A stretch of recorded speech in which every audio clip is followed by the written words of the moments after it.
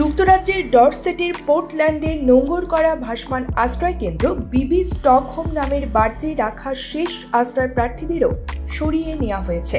মঙ্গলবার তাদের অন্যত্র সরিয়ে নিয়েছে ব্রিটিশ কর্তৃপক্ষ। সব ঠিক থাকলে 2025 সালের 8 জানুয়ারি বিতর্কিত এই আশ্রয় কেন্দ্রটিকে একেবারে বাতিলের খাতায় ফেলতে যাচ্ছে যুক্তরাজ্যের বর্তমান সরকার। পুরুষ আশ্রয় প্রার্থীদের রাখার জন্য বার্জটিকে বসবাস উপযোগী করেছিল দেশটির আগের কনজারভেটিভ সরকার, কিন্তু লেবার পার্টির সরকার ক্ষমতায় এসে সেই চুক্তি বাতিল করে দেয়। ফলে বার্জটি দিয়ে যে যুক্তরাজ্য সরকার অবকাঠামো যেসব উন্নয়ন করেছে তা এখন ভেঙে ফেলা হবে। মঙ্গলবার দিন আশ্রয় প্রার্থীদের সরিয়ে নেওয়ার মধ্য দিয়ে দীর্ঘ 15 মাসের গল্পের সমাপ্তি হলো। এই বার্জকে ঘিরে ছিল আলোচনা, সমালোচনা, আন্দোলন, গ্রেপ্তার এবং অধিকার সংস্থাগুলোর নিন্দা। গত বছর আলবেনিয়া থেকে আসা লিওনার্ড ফারুক নামের একজন আশ্রয় প্রার্থী এই বার্জে আত্মহত্যা করেছিল বলে ধারণা করা হয়। বিবি স্টকহোমে যাদের রাখা হয়েছিল তাদের মধ্যে অনেকেই বেশ কয়েক বছর ধরেই যুক্তরাজ্যে ছিলেন।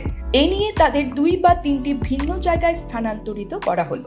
দক্ষিণ ডরসেটের লেবার পার্টির স্থানীয় এমপি লয়েড হ্যাটন এই সিদ্ধান্তকে স্বাগত জানিয়েছেন, কারণ তিনি আগে এই বার্জ ব্যবহারের সিদ্ধান্তকে একটি ব্যয়বহুল এবং অকার্যকর কৌশল বলে অভিহিত করেছিলেন। হোম অফিস বা যুক্তরাজ্যের স্বরাষ্ট্র মন্ত্রণালয়ের একটি দল বার্জে থাকা চারশ আশ্রয় প্রার্থীর আশ্রয় আবেদন নিষ্পত্তি করেছে।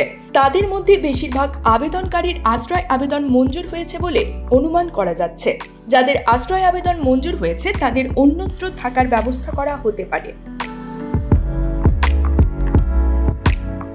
মঙ্গলবার যখন সবশেষ আশ্রয় প্রার্থীদের নিয়ে যাওয়া হচ্ছিল তখনও বার্জটিতে 8 জন ছিলেন। তাদের সবাই আশ্রয় কেন্দ্রের কর্মী বলে নিশ্চিত হওয়া গেছে।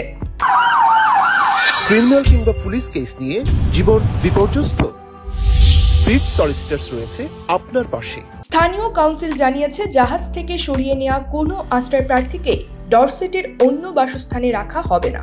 ধারণা করা হচ্ছে তাদের কার্ডিফ এবং উলভারহ্যাম্পটন সহ অন্যান্য এলাকায় স্থানান্তরিত করা হতে পারে। গত বছর প্রথমবারের মতো আশ্রয় প্রার্থীদের বার্জে নিয়ে আসে যুক্তরাজ্য সরকার, কারণ সাবেক প্রধানমন্ত্রী ঋষি সুনাকের কনজারভেটিভ পার্টির সরকার অর্থ সাশ্রয়ে হোটেলের বিকল্প খুঁজছিল। কিন্তু অধিকার সংস্থাগুলো সুনাক সরকারের এই সিদ্ধান্তটিরও সমালোচনা করতে ছাড়েননি। এমনকি ফায়ার ব্রিগেড ইউনিয়নের পক্ষ থেকেও উদ্বেগ জানিয়ে বলা হয়েছিল, সম্ভাব্য ভিড় এবং উপযুক্ত অগ্নি নির্গমনের সুযোগ না থাকায় বার্জটি মৃত্যুফাত হয়ে উঠতে পারে। গত বছরের আগস্টের শুরুতে আশ্রয় প্রার্থীদের প্রথম দলটিকে বিবি স্টকহোমে নিয়ে আসা হয়, কিন্তু পানিতে মারাত্মক ব্যাকটেরিয়ার সংক্রমণ দেখা দিলে তাদের আবারও সরিয়ে নেওয়া হয়। News desk, Brit TV.